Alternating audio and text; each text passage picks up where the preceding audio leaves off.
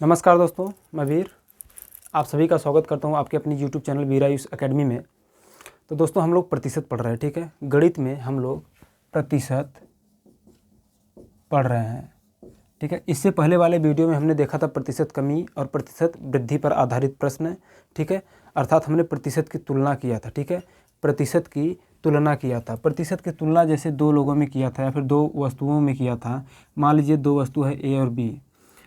मान लीजिए अगर हम कह रहे हैं कि जो ए का मूल्य है बी से 12 से 1/2% बढ़ाया जाता है। अतः मान लेते हैं कि जो ए है, ए का मूल्य 12 से 1/2% बढ़ाया जाता है, तो बी का मूल्य में कितने प्रतिशत की कमी हो जाएगी, या फिर बी का जो मूल्य है कितना प्रतिशत कम होगा ए से।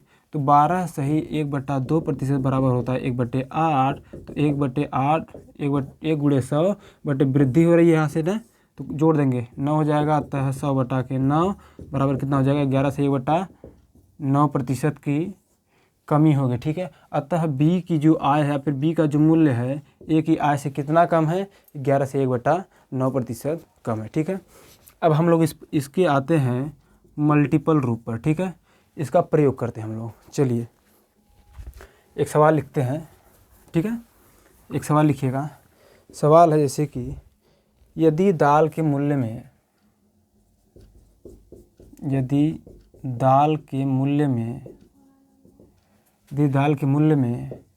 20% की वृद्धि की गई, 20% की वृद्धि की गई, तो दाल की खपत को कितने प्रतिशत कम किया जाए। दाल के खपत को कितने प्रतिशत कम किया जाए, कितने प्रतिशत कम किया जाए कि खर्च पूर्ववत रहे, खर्च पूर्ववत रहे, ठीक है। यह है आपका प्रश्न। जैसे मान लीजिए आप बाज़ार जाते हैं, ठीक है।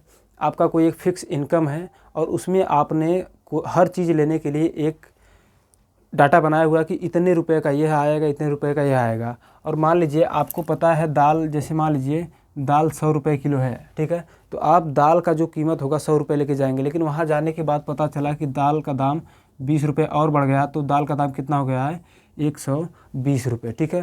तो आप क्या करेंगे, आप 100 रुपये का ही दाल लेंगे, आपके पास तो पैसा उतना ही है। अतः आप जो दाल का खपत है उसको कम करेंगे, ठीक है।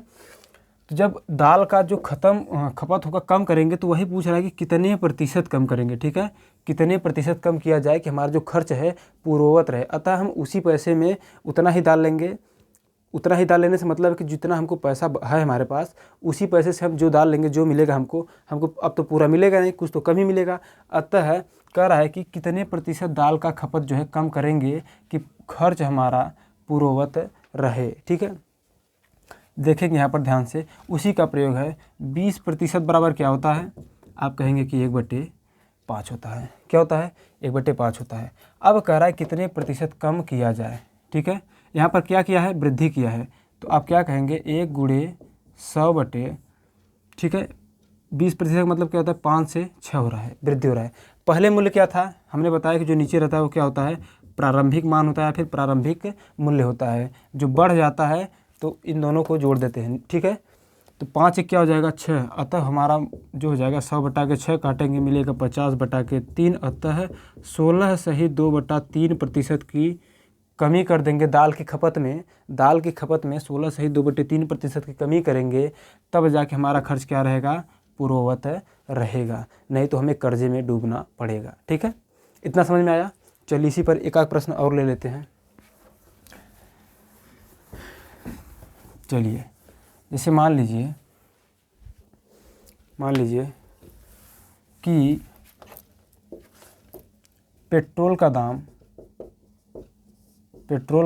में 11 सही 1/9% की कमी की गई, ठीक है। अब कमी की गई है तो सवाल लिखिएगा, तो पेट्रोल का उपयोग कितने प्रतिशत बढ़ा दिया जाए, ठीक है। कह रहा है कि पेट्रोल का उपयोग कितने प्रतिशत बढ़ा दिया जाए, कितने प्रतिशत बढ़ा दिया जाए कि खर्च पूर्ववत रहे। समझिएगा ध्यान से। जैसे आपको पता है कि पेट्रोल 80 रुपये लीटर है मान लीजिए। अब जब आप 80 रुपये लेकर गए थे वहाँ पे, ठीक है, 80 रुपये ले गए थे, पता चला कि मान लीजिए 10 रुपये कम हो गया पेट्रोल का दाम, पता चला 70 रुपये का है। तो जब आप 80 रुपये का लेंगे तो आपको पेट्रोल और अतिरिक्त मिलेगा, ठीक है। आप जो चीज़ आपको 80 रुपये मिल रही थी वही चीज़ अब आपको 70 रुपये में मिलने लगी है, ठीक है। लेकिन आप क्या करेंगे, कहेंगे नहीं हम 80 रुपये पूरा खर्च करेंगे, तो आप तेल और ज़्यादा ले लेंगे, ठीक है। तो वही कह रहा है कि पेट्रोल का उपयोग कितने प्रतिशत बढ़ाया जाए, कुछ प्रतिशत तो बढ़ाया जा रहा है ना, तभी तो हमारा खर्च पूर्ववत रहेगा। जब हम और अधिक ले लेंगे, 70 रुपये मिल रहा था, वैसे पहले 80 रुपये मिल रहा था, 10 रुपये कमी किया गया था, ठीक है, 10 रुपये कमी किया गया था। अब क्या किया जा रहा है कि वह कह रहा है कि नहीं हम 80 रुपये का पूरा लेंगे, ठीक है। जब आप 80 रुपये का पूरा लेंगे तो बताइएगा पेट्रोल क्या मिलेगा, अधिक मिलेगा, ठीक है, अधिक मिलेगा। तो कह रहा है कि वही कह रहा है कि कितने प्रतिशत पेट्रोल का उपयोग बढ़ा दिया जाए कि हमारा खर्च पूर्ववत रहे, अतः हमें 80 रुपये का ही तेल लेना है। तो अब बताइए 11 सही 1/9 प्रतिशत बराबर क्या होता है, आप कहेंगे 1/9 होता है, ये कहेंगे ना। अब बताइए 11 से 1/9 प्रतिशत क्या कर रहा है, कमी कर रहा है, तो 1 × 100 बटा के कमी कर रहा है तो 9 में से घटा देंगे, हो जाएगा 8, अतः 50 बटा के कितना हो जाएगा 4 होगा। जैसे 2 50 हम 100, 2 चौक 8, अगर काटेंगे तो कितना हो जाएगा 25 बटा के 2, ठीक है, 25 बटा 2 होगा। इसको और छोटा करना चाहेंगे तो कितना हो जाएगा, 2 1 का 2, 2 दूनी 4, ठीक है, 1 का 2, 2 दूनी 4, 2 5 10, अतः 12.5% होगा। या फिर कह सकते हैं 12 से 1/2% बढ़ाया जाए, ठीक है, 12 सही 1/2% पेट्रोल का उपयोग बढ़ाया जाए, जिससे कि हमारा जो खर्च है वह पूर्ववत ही बना रहे, ठीक है। क्या इतनी बात समझ में आई आप सभी को? चलिए अब आगे एक प्रश्न बढ़ते हैं, थोड़ा इससे हल्का से लेवल को उठाते हैं।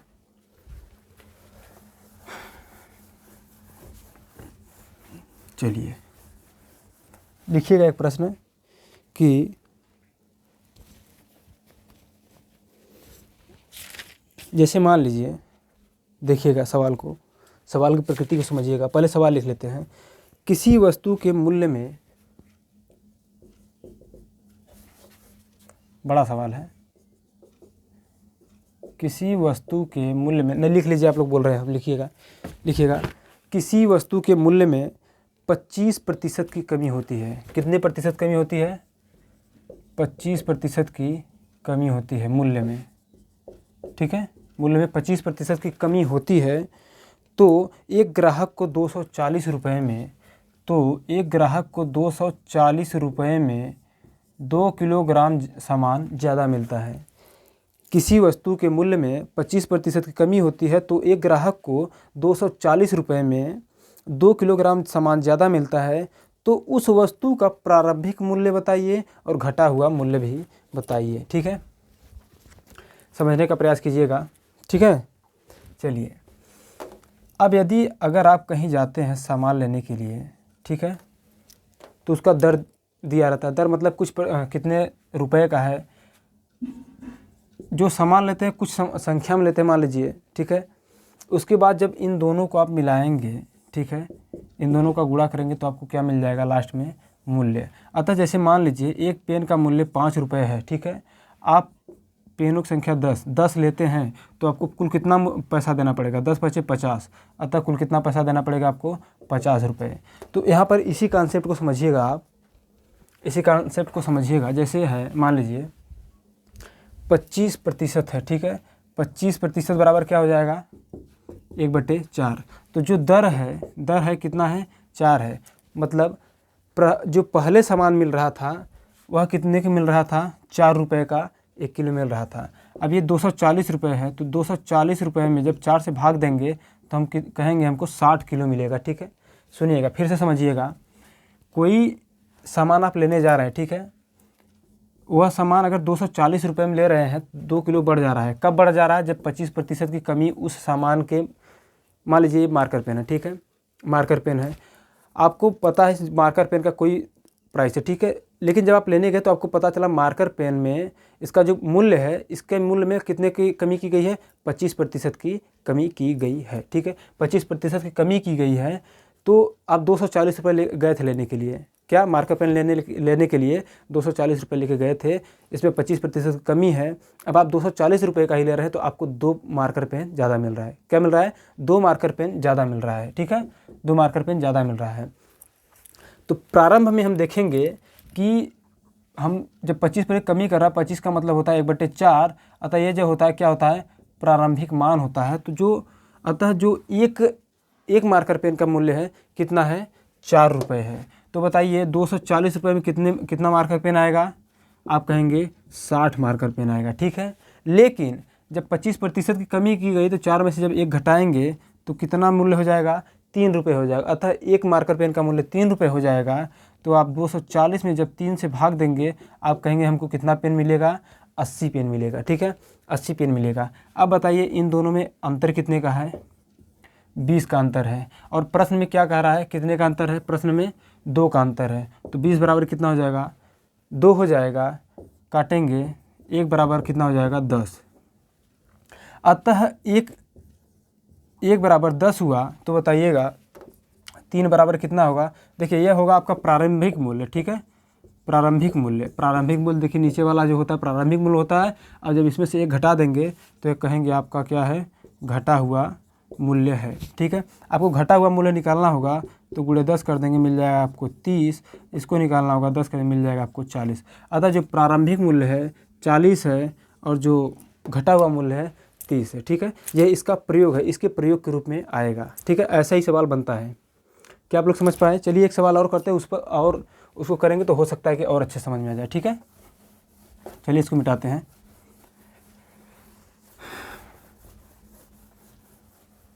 चलिए एक सवाल और लिखिएगा। जैसे माना चीनी के मूल्य में 10% की कमी होने पर, माना चीनी के मूल्य में 10% की कमी होने पर, ठीक है, 2250 रुपये में 25 किलोग्राम चीनी अधिक प्राप्त हुई। कितने की कमी हो रहा है चीनी का मूल्य में, चीनी का मूल्य में कितनी कमी हो रही है, 10% कमी हो रही है। तो आप 2250 रुपये लेकर के जाते हैं और लेके आते हैं। तो जब आप अब गए तो आपको पता चला कि चीनी के मूल्य में 10% कमी हो गई है। तो अब आपको 2250 रुपये में ही जितना आपको मिलता था, जितना चीनी मिलता था उससे 25 किलो ज़्यादा आपको चीनी मिला। ठीक है, उससे भी 25 किलो ज़्यादा आपको चीनी मिला। ठीक है, अब आप क्या कह रहा है कि चीनी का प्रारंभिक मूल्य क्या था, कह रहा है चीनी का प्रारंभिक मूल्य क्या था। बताइए 10% की कमी हो तो 1/10 होगा। अब प्रारंभिक मूल्य क्या हो जाएगा, जो दर है मान लीजिए प्रारंभिक मूल्य क्या हो जाएगा, 10 हो जाएगा। अब 2250 में जब आप 10 से भाग देंगे तो 10 दूनी 20, 10 दूनी 20, 2, फिर 10 दूनी 20, 10 पच्चे 50, अतः 225 किलो।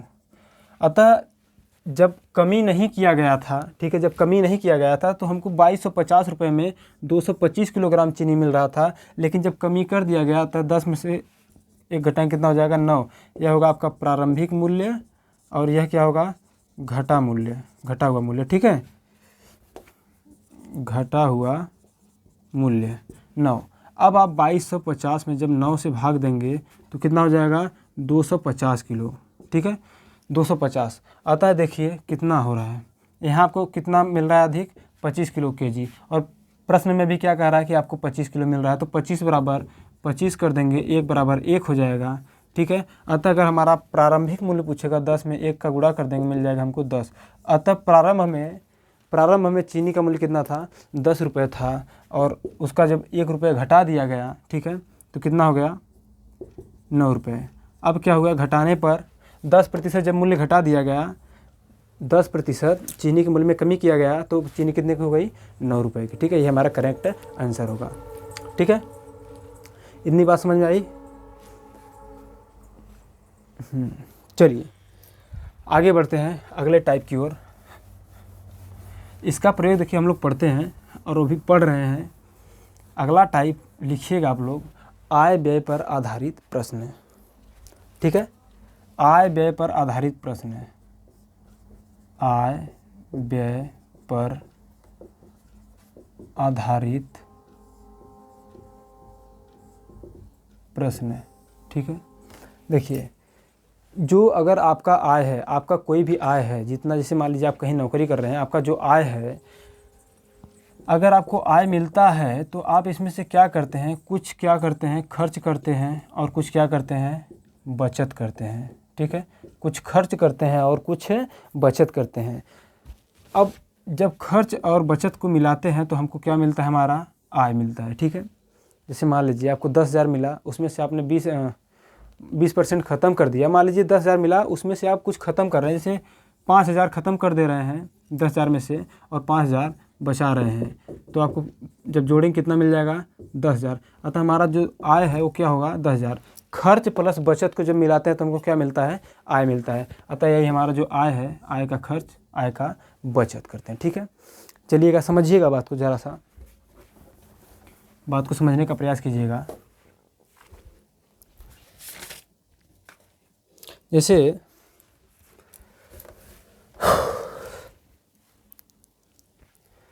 मान लीजिए, अभी थोड़ा सा पहले कान से समझ लीजिए। जैसे कोई व्यक्ति है वह अपने आय को 2 तरीके से ख़त्म करता है। ठीक है, 2 तरह से खर्च करता है।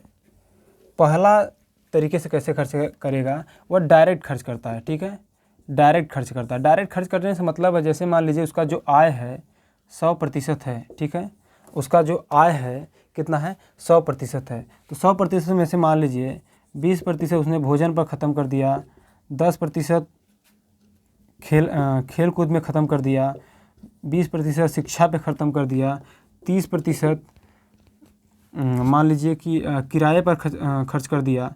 तो कितना हुआ, 20, 10, 30, 20, 50, 30, 70, मान लीजिए 30% बचा लिया।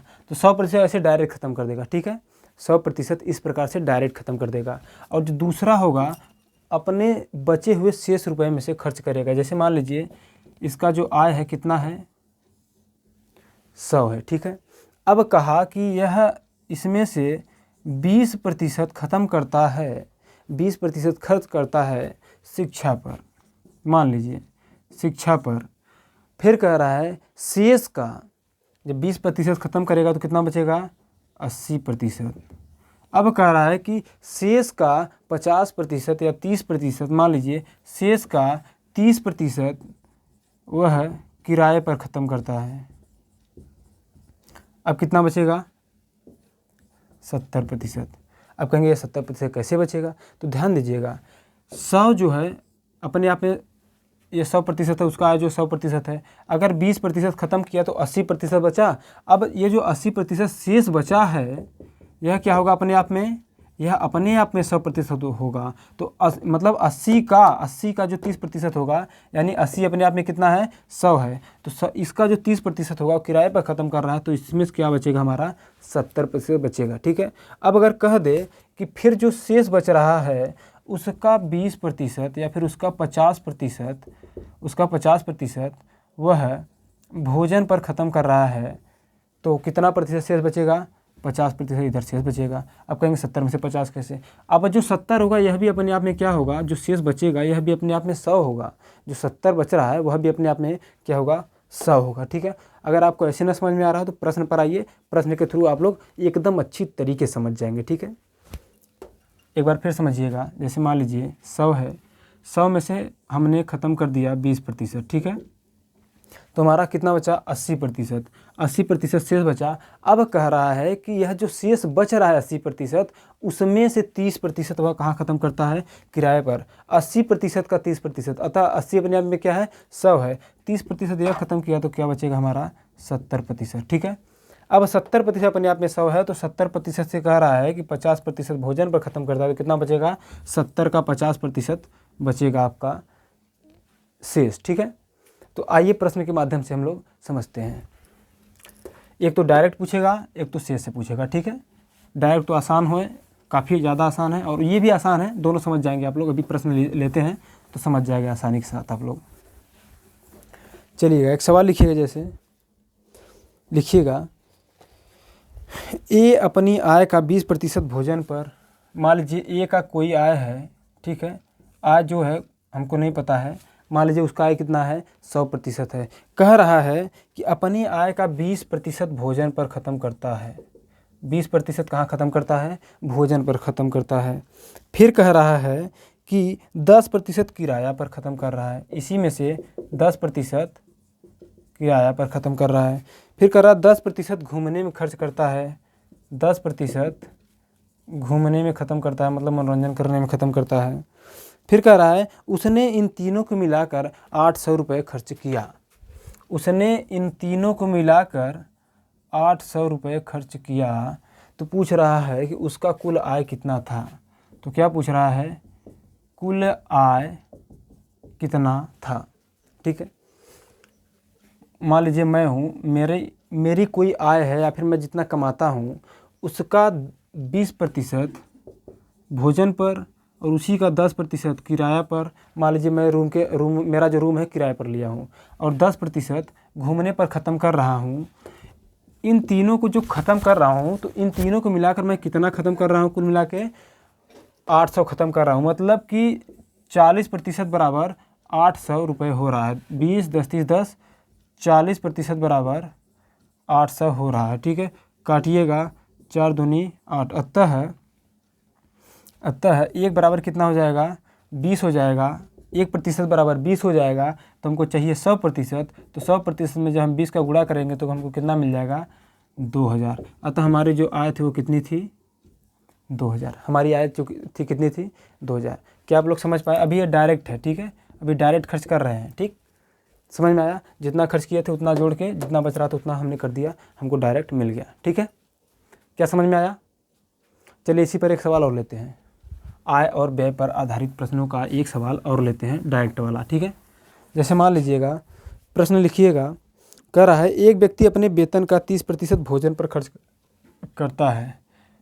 तो मान लीजिए उस व्यक्ति की आय कितना है, 100% है। कह रहा है इसका 30% वह है भोजन पर ख़त्म करता है। ठीक है, फिर क्या कह रहा है कि 3% दान देता है। ठीक है, 3% दान देता है, दानवीर भी है भाई। ठीक है, अब कह रहा है इन दोनों को मिलाकर वह 231 रुपये खर्च करता है। इन दोनों को मिलाकर वह 231 रुपये खर्च करता है। तो बताइए उसकी आय कितनी है। 30 3 कितना हो जाएगा, 33 बराबर 231। 33 सिक्का 33, 33 सत्ते 231। अतः एक बराबर कितना हुआ, 7। 1% बराबर 7 हुआ। तो 100% बराबर कितना होगा, 7 से गुणा कर देंगे, कहेंगे कि 700 रुपये होगा। अतः उसकी आय कितनी थी, 700 रुपये थी। क्या इतनी बात समझ में आई आप सभी को। आप लोग अपना वैल्यूएबल कमेंट जरूर दिया करें हमको। ठीक है, चलिए अब अगले प्रश्न की तरफ बढ़ते हैं हम लोग। इससे थोड़ा सा प्रश्न का जो लेवल है बढ़ाते हैं। ठीक है, चलिएगा, लिखिएगा प्रश्न। तो लिखिएगा, यदि प्रदीप अपनी आय का 40% भोजन पर, 25% किराया पर, 15% घूमने पर और 5% दान करता है। ठीक है, और 5% दान करता है। यदि माह के अंत में उसके पास 1200 रुपये बचता है। ध्यान दीजिएगा, सवाल मज़ेदार है। ठीक है, कह रहा है यदि प्रदीप 1200 रुपये बचता है तो उसके कुल आय कितना था। मान लीजिए उसका कुल आय जो था अपने आप में कितना है, 100%। हमने देखिए पहले ही जब पहला क्लास लिया था तभी बताया था कि कोई भी वस्तु अपने आप में 100 होती है, फिर कोई भी चीज़ अपने आप में 100 होती है। 1200 रुपये है तो वह भी अपने आप में 100 है, और अगर 10 रुपये है तो वह भी अपने आप में 100 है। ठीक है, तो कह रहा है कि प्रदीप जो है अपनी आय का 40% भोजन पर, कितना, 40% भोजन पर। फिर कह रहा 25% किराया पर, 25% किराया पर। फिर कह रहा 15% घूमने पर, 15% घूमने पर या शिक्षा पर कह सकते हैं। फिर कह रहा है 5% शिक्षा पर, 5% शिक्षा पर, या फिर दान करता है, कुछ भी लिख लीजिए। ठीक है, करता है। तो अंत में वह कितना बचाता है, 1200 रुपये बचाता है। तो क्या पूछ रहा है, उसकी कुल आय पूछ रहा है। ठीक है, कुल आय पूछ रहा है। बताइए कितना खर्च कर रहा है, 40 15 5 20, 40 20 60 20 80 5, 85% खर्च कर रहा है। और बचा कितना रहा है यहाँ पे, 1200 होता है। 100 में से अगर 85% आप निकाल देंगे तो कितना बचेगा, 15%, अतः 15% बचा रहा है, तो 15% का मान कितना दिया है? 1200। तो काटिएगा, 3 × 5 = 15, 3 × 4 = 12, ठीक है, और 5 × 8 = 40, अतः 1 बराबर कितना हो गया? 80, ठीक है। 1 बराबर 80 हुआ तो 100 1% होगा, ठीक है। 1% बराबर 80, तो 100% बराबर क्या हो जाएगा? 80 से गुणा कर देंगे, आप कहेंगे कितना हो जाएगा? 8000 हो जाएगा। अतः उसकी इनकम जो थी कितनी थी? 8000 रुपये थी। किसकी? प्रदीप की। क्या इतनी बात आप लोगों को समझ में आई? बताइएगा क्या? ठीक है, क्या इतनी बात आप लोगों को समझ में आई? चलिए एक प्रश्न और बढ़ते हैं आगे, थोड़ा सा हल्का से डिफिकल्ट लेते हैं। लिखिएगा, वैशाली अपनी आय का 20% शिक्षा पर, 30% किराया व आवागमन पर, लिखिएगा, अच्छा सवाल लिख ही लीजिए। लिखिएगा, वैशाली अपनी आय का 20% भोजन पर, कहाँ गया मिटाने वाला डस्ट,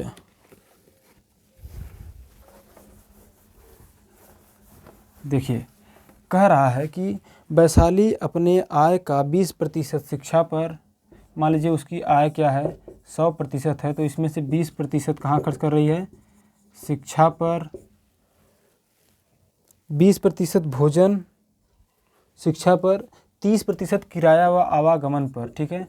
30% किराया पर और किराया व आवागमन पर, मतलब घूमने टहलने पर, आने जाने में किराया, ठीक है।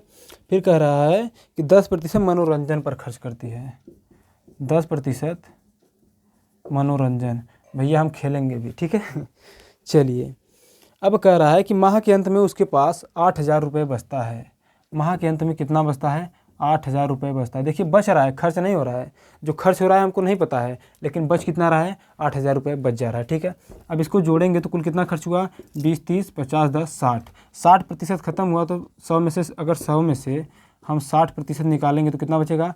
40%। अतः 40% बराबर कितना हुआ? 8000। 8000 क्यों हुआ? क्योंकि 40% जो है बचत मान है, और 8000 जो दिया है यह भी क्या है? बचत मान है। तो 1 शून्य से 1 शून्य, 4 दूनी 8, अतः 1 बराबर कितना हो गया? 200। तो 100 गुणे जब 200 करेंगे आप तो कितना हो जाएगा? 20000। अतः वैशाली की आय क्या थी? 20000 रुपये थी। वैशाली की आय कितनी थी? 20000 रुपये, ठीक है। थोड़ा स्याही डाल लूँ। वैशाली की आय कितनी थी? 20000 रुपये थी। अब आते हैं, तो देखिए, तो डायरेक्ट जो खर्च कर दे रहा था समय से वह मान है। अब आते हैं थोड़ा सा इनडायरेक्ट रूप से, ठीक है। समझने का प्रयास कीजिएगा आप लोग, प्रश्न को समझने का प्रयास कीजिएगा।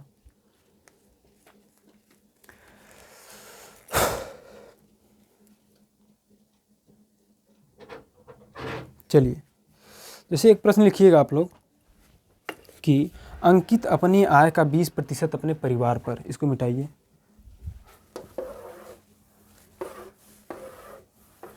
लिखिएगा, देखिए पहले सवाल लिख लीजिएगा, बोल रहे हैं अंकित अपनी आय का 20% अपने परिवार पर, शेष का 50% चिकित्सा, परिवहन तथा मनोरंजन पर, ठीक है। शेष का 50% चिकित्सा पर, केवल चिकित्सा लिखिए, चिकित्सा पर खर्च करता है, तथा वह अब भी 800 रुपये बचा लेता है। तथा वह अब भी 800 रुपये बचा लेता है। तो उसकी मासिक आय क्या थी? ठीक है, कह रहा है अंकित है, अंकित की मासिक आय पूछ रहा है। मान लीजिए उसकी मासिक आय कितना है? 100% है। जो भी मिलेगा उसको वह अपने आप का कितना होगा? 100% होगा। तो कह रहा है कि इसका 20%, इसका 20% अपने परिवार पर खर्च कर देता है, तो कितना बच जाएगा? 80% बचेगा, ठीक है। शेष कितना बचेगा? 80% बचेगा। अब कह रहा है इस जो शेष है, इस शेष में से 50% चिकित्सा पर ख़त्म करता है, ठीक है। चिकित्सा पर, ये मान लीजिए परिवार पर खर्च किया है, परिवार पर खर्च किया है। अब ये चिकित्सा पर खर्च कर रहा है, ठीक है, चिकित्सा पर खर्च कर रहा है, तो कितना बचेगा? 50%। देखिए अभी मैंने समझाया था, हम 80% में से 50 नहीं निकाल रहे हैं, 80 ये तो शेष बचा है। जब शेष बचा तो ये अपने आप में कितना होगा? 100% होगा। तो इसका जब 50% हमने निकाला चिकित्सा पर, तो कितना बच गया? 50%। क्या आप लोग समझ पा रहे हैं हमारी बात को? हमारी बात को समझ पा रहे हैं? जो है अंकित है, अंकित जितना कमाता है 20% उसका परिवार के लिए निकाल के रख लेता है, ठीक है। अब कहता है जो हमारे पास शेष बच रहा है, जो हमारे पास शेष बच रहा है उसका कितना खर्च कर रहा है, जो शेष बच रहा है उसका 50% चिकित्सा पर, मनोरंजन पर और खेल कूद कुछ भी ले लीजिए, मनोरंजन पर और किराया पर खर्च कर रहा है। तीन मदों पर खर्च कर रहा है, क्या, मनोरंजन पर, ठीक है। जो 80% बचा है इसका 50% सीधे सीधे ख़त्म कर रहा है चिकित्सा पर, मनोरंजन पर, किराए पर, ठीक है। चाहे एक पर लीजिए चाहे 3 पर, डाटा से कोई नहीं मतलब, ठीक है। अब बचा इसका कितना, 50%, यानी 80 का जो 50% डायरेक्ट बच रहा है। अब कह रहा है कि उसका कुल आय कितना है, अब आपको निकालना है। अब आप तो एक तरीका ऐसे करिएगा, 50% का 80%, क्योंकि ये जो 50% 80 में से है, 80% का जो 100% है, 100% लिखिए या फिर कुल आय लिखिए, ठीक है। जो जो उसकी कुल आय होगी वही तो 100% होगी, ठीक है। इतना लिखिए। कह रहा है कि 50% जो बच रहा है शेष, 50% चिकित्सा, मनोरंजन और किराए पर खर्च करने के बाद भी कितना बचा लेता है, 800 रुपये बचा लेता है। 800 बचा, हाँ 800 रुपये बचा लेता है। तो इस 800 का मान कितना होगा, अगर 50% खत्म करा तो 50% का बचेगा शेष। तो अतः 50% बराबर कितना मिल रहा है हमको, 800। तो ये हम देखिए इसके बराबर कुल कितना कर देंगे, 800। सो कर रहा है कि नहीं, हाँ ठीक है।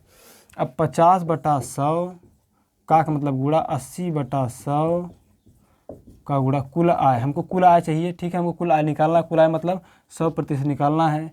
कुल आय बराबर कितना है, 800, ठीक है। देखिएगा 1 0 1 0 1 0 1 0, ठीक है। 8 से 8 कट गया, ठीक है। बचा 5 5 20 हम सब 20 बच गया। 20 का गुणा अगर 100 में करेंगे तो कितना हो जाएगा, 2000, ठीक है। 2000 गुणे कुल आय बराबर 1 हुआ, तो कुल आय बराबर कितना हो जाएगा, कुल आय बराबर कितना हो जाएगा, 2000 रुपये हो जाएगा। कुल आय बराबर कितना होगा, 2000 रुपये हो जाएगा। क्या इतना तक क्लियर है? अगर इतना तक न क्लियर हो तो अभी हम इसको फिर से क्लियर करवा रहे हैं, अभी समझ जाएंगे आप लोग, ठीक है। जैसे आप देखिएगा ज़रा सा, आप दूसरे तरीके से देखिएगा इसको, इसी सवाल को देखिएगा, मिटा रहे हैं। यहाँ पर देखिएगा, यहाँ पर दिख रहा है ना, हाँ। कह रहा है कि 100% है, ठीक है। 100% है, 100% में से 20% निकाल लेता है, किसके लिए, अपने शिक्षा के लिए, ठीक है। 20% शिक्षा के लिए निकाल ले रहा है। जो बच रहा है हमको नहीं पता कितना बच रहा है, ठीक है। जो बच रहा है, ठीक, उसका 50% निकाल ले रहा है, किसके लिए, उसका 50% चिकित्सा पे, मनोरंजन पे और किराए पे निकाल ले रहा है। जब उसका 50% निकाल लेगा तो अब कह रहा है जो बची हुई राशि है, ध्यान दीजिएगा, 20% बराबर कितना होगा, 1/5, 50% मतलब 1/2, ठीक है। समझने का प्रयास कीजिएगा। 100% है अपने आप में, कह रहा है इसका जो 20% निकाला है, 20% मान हो रहा है 1/5, अतः प्रारंभिक मान कितना है, 5 है। वो कह रहा है कि अगर 5 में से 1 निकाल ले रहा है, ठीक है, 5 में से 1 निकाल ले रहा है तो कितना बचेगा, 4 बटे कितना हो जाएगा, 5। क्या समझ पा रहे हैं आप लोग, समझिएगा। कह रहा है कि 100% है, 100% में से अगर उसने 20% निकाल लिया शिक्षा के लिए तो 20% का मान होता है 1/5। अतः जो प्रारंभिक मूल्य था कितना था हमारा, 5 था। 5 में से हमने 1 निकाल लिया शिक्षा के लिए तो कितना बचा हमारा, 4। देखिए ये तरीका इसलिए अपनाया जा रहा है क्योंकि अभी जब आपको जो प्रतिशत मान है पूर्णांक में दिया जा रहा है, मतलब 10 20 30 40 50 करके दिया जा रहा है। लेकिन अगर यही 12 से 1/2%, 8.5%, 8 से 1/3% दे, 11 से 1/9% दे, तब आप थोड़ा वहाँ पर कंफ्यूज होंगे। इसलिए अगर ये तरीका याद रहेगा, ठीक है। अगर मान लीजिए 11 से 1/9% दिया होता, इस पर खर्च करने के लिए आप कहते 1/9 होगा, तो 9 में से 1 आप घटा देते, कहते 8/9 हो जाता, ठीक है। कहते कि नहीं कहते, इसीलिए लिया है, ठीक है। 20% का हुआ 1/5, 5 हमारा प्रारंभिक मान है, 5 में से 1 घटा हमको मिला 4/5। अब हम क्या करेंगे, ये जो 5 है, ठीक है, जो 5 है, 5 से 100 में भाग देंगे, कितना हो जाएगा, 20 पंजे 100, 20 होगा, ठीक है। 5 से 100 में भाग देंगे, 20 होगा। जो 20 आएगा इससे गुणा कर देंगे, 20 चौके 80 हो जाएगा। अतः हमारा कितना प्रतिशत बचेगा शेष, 80% शेष बचेगा। क्या आप लोग समझ पाए इस बात को, एक बार पुनः समझिएगा।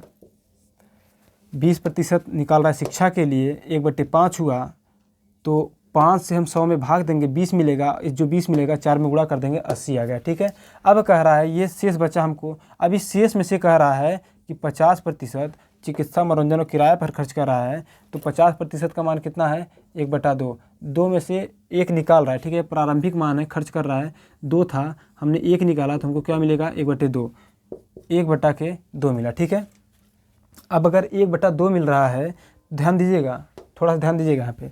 ठीक है, तो 2 में जब 80 के भाग देंगे तो कितना आएगा, 40, और 40 एक्का 40, अतः कितना प्रतिशत शेष बचेगा, 40% हमारा शेष बचेगा। कितना बचा, 40% शेष बचा। ठीक है, अब 40% शेष बच रहा है तो कह रहा है जो 40% शेष बच रहा है कितना बचा लेता है, 800, अतः कितने के बराबर होगा, यह 800 के बराबर होगा। ठीक है, यह 800 के बराबर होगा, तो थोड़ा समझने का प्रयास कीजिएगा। तो 40% बराबर यदि 800 के बराबर हो रहा है तो 40 दूनी 80, अतः 1% बराबर कितने के हो रहा है, 20 के। 1% किसके बराबर दिख रहा है कि नहीं, नहीं दिख रहा है। चलिए यहाँ देखिएगा, ऊपर देखिए, 40% जो है किसके बराबर हो रहा है, 800 रुपये के बराबर हो रहा है, जो 800 रुपये वह बचा रहा है। अब अगर 40 दूनी 80, अतः 1% बराबर कितना मिला हमको, 20 रुपये। तो 100% बराबर कितना हो जाएगा, 20 का गुणा कर देंगे, हमको मिल जाएगा 2000 रुपये। अतः अंकित के पास कुल कितना रुपया था, 2000। ऐसे भी 2000 आ रहा है और ऐसे भी आ रहा है, जो तरीका आपको अच्छा लगे कर लीजिएगा। लेकिन ये वाला हर जगह अप्लाई कर सकते हैं, ये वाला कुछ जगह अप्लाई नहीं कर सकते, जहाँ पर आपको भिन्नात्मक प्रतिशत मान दे देगा, वहाँ पर उसको आप अप्लाई नहीं कर पाएंगे। ठीक है, करने कर लेंगे लेकिन बहुत ज़्यादा तालमेल होगा, बहुत ज़्यादा झमेला होगा और आपका माइंड भी थोड़ा सा डिस्ट्रैक्ट होगा, इसलिए उसको न करने के बजाय इस मेथड को लगाइएगा। ठीक है, चलिए इस पर एक सवाल और लेते हैं, वीडियो लंबा तो नहीं हो रहा है। चलिए एक सवाल और ले लेते हैं, इसी पर लिखिएगा, एक सवाल और करवा लेते हैं इसी पर, और ज़्यादा क्लियर हो जाएगा।